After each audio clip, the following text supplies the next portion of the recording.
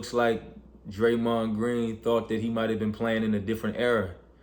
Maybe he thought this was the 70s, 80s, and 90s. Clearly, it's not. Back in April of 2020, a lot of us, for the first time, we found out that the MJ, the GOAT, we found out that he punched Steve Kerr in practice and got kicked out of the practice and then apologized. And now they're, very close. They were able to bounce back from it, and they went on to win, championships together. It's just a different time. It's not the 90s anymore. It's a different time. That happened back then. A lot of us didn't know until 2020, decades later. Draymond Green goes and punches Jordan Poole in practice. We see the headlines. We didn't see the video yet. 24 to 48 hours later, we now see the video. And the optics look really, really bad for Draymond. It's just a different time. It's a different society. The league is different. So many things are different, just across professional sports. Well, I'll keep it specific to basketball because I understand that in hockey, these players get glorified for getting in fights. In baseball, you see it all of the time.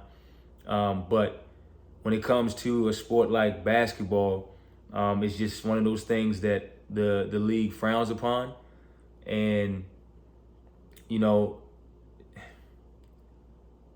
it's just interesting, man, because I'm thinking about this situation after, and we can only go off of what we know and what we've seen. We don't know a lot. Bottom line is we don't know a lot, right? We don't know what was being said in the practice because the video, first of all, whoever leaked this video from within the organization, they don't have a job, right? They don't care about their job, but their bank account is probably looking really, really nice right now because we know the TMZ will approach you with that bag. And so I just want to say that and get that out the way. But yeah, based on what we see from the video, you can't hear anything, right? So we don't know what was being said, and it's not like the coaching staff or his Draymond and Jordan Poole's teammates. It's not like they're gonna get in front of the microphone and tell us everything that went down with that conversation. So we'll just have to wait to see if some audio gets leaked. We live in that type of day and time where that can happen. So, but based on what we do know, Draymond, he's one of those guys who high energy, high motor. He's like the heart and soul of that team.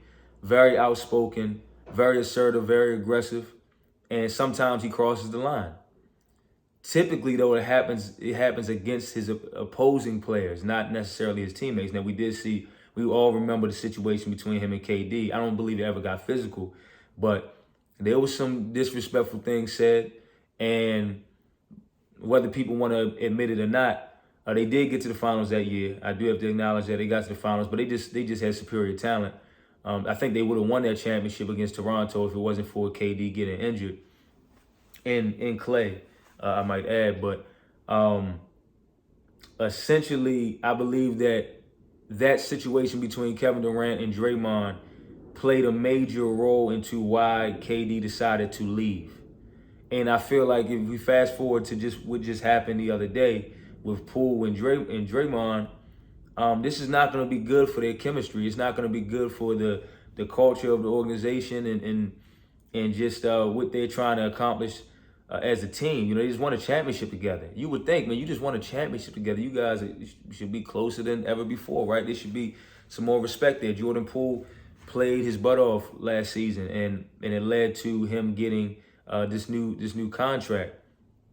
So I'm very, very happy for him. He's a great basketball player, man. He was sometimes he was part of the big three, or if you want to say the big four, last season, with Steph and Clay and Jordan Poole and then of course Draymond. It's weird though because I'm thinking like back to that KD and Draymond situation. Obviously Dre had the 10-year and the seniority over there in the Golden State organization over KD. They had won a championship. They had put a banner up before KD even got there, right? And then as you can see, they were able to put up another one with KD. Gone. So there's going to be a sense of loyalty to Draymond, but at the same time, hey man, at some point enough is enough because you're at the tail end of your career. You have been declining, even though he still is a major mouthpiece for that team in terms of his leadership and his communication on the court and all those different things. We know that he's going to bring the energy and aggressiveness every night in, night out, and he's got a great chemistry with Clay and with Steph. But at the same time, here you go, you have a Jordan Poole. You guys just got blessed, right? You have a young talent like him who, if you have him for years to come, that should be the goal, right? If you have him for years to come, he can be a major piece to the puzzle for whatever success you guys might have in the future. So what do, right? If it comes down to trading a guy or letting a guy go, would it be Draymond? Would it be Jordan Poole? Some of my friends feel like it would be Jordan Poole before it would be Draymond, just because of Dre's history within the organization, and I get that. But if I'm the organization, I'm really pissed off at Dre, because I'm like, man, look, we just came off a championship. We could potentially run this thing back. Why mess up the chemistry before we even get into the regular season?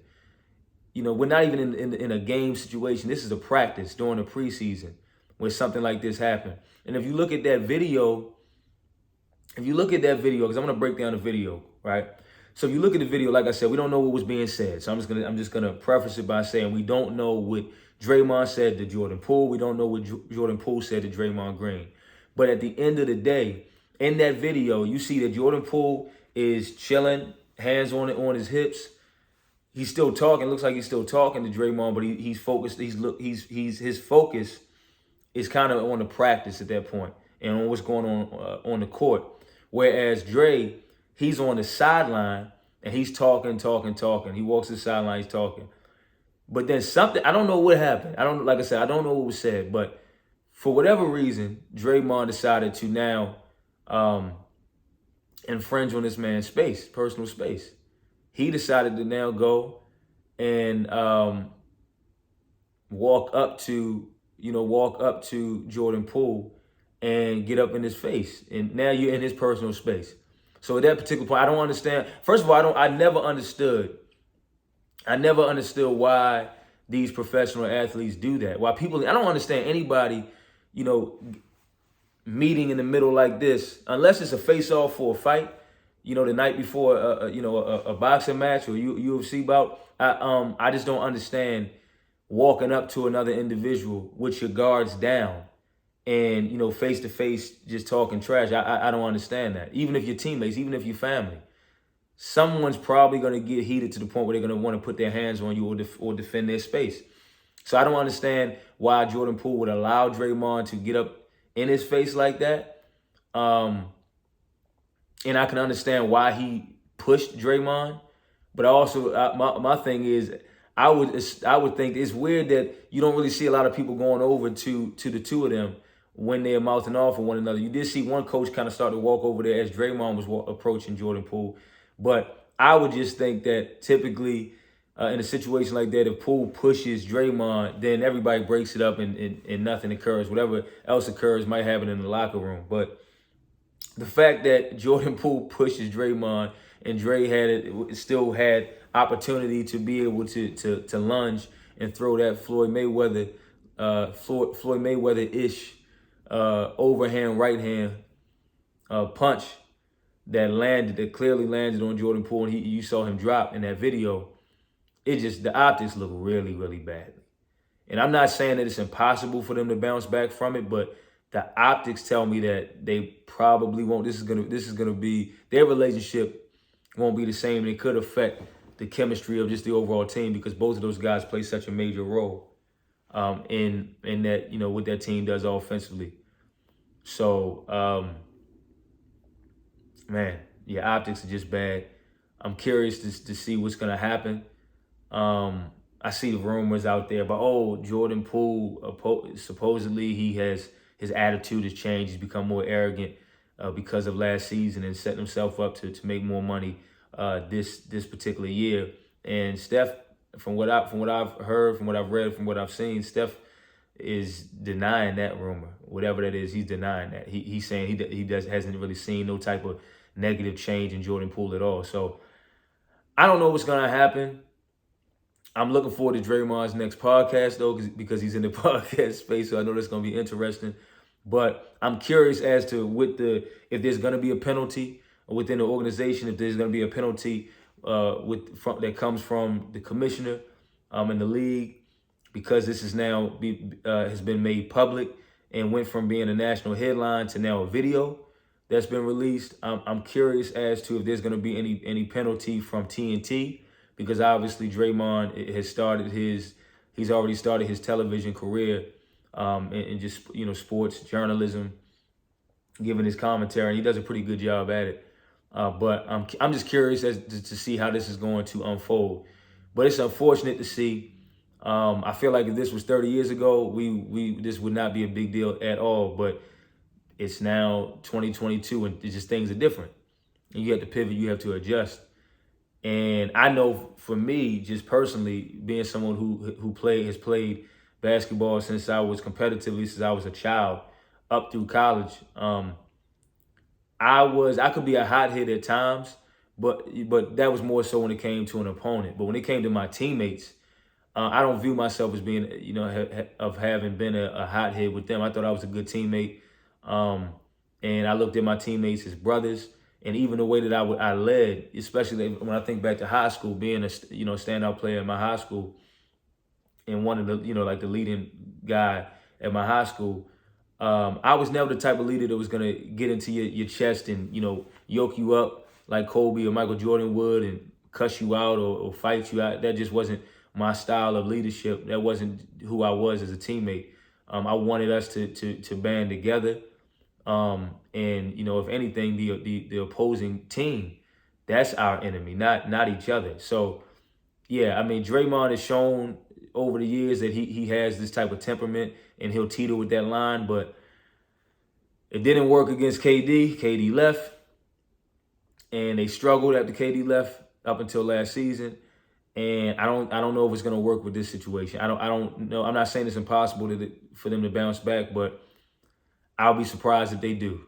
I know for me, things would not be the same. If you put your hands on me like that and you my teammate, things would never be the same.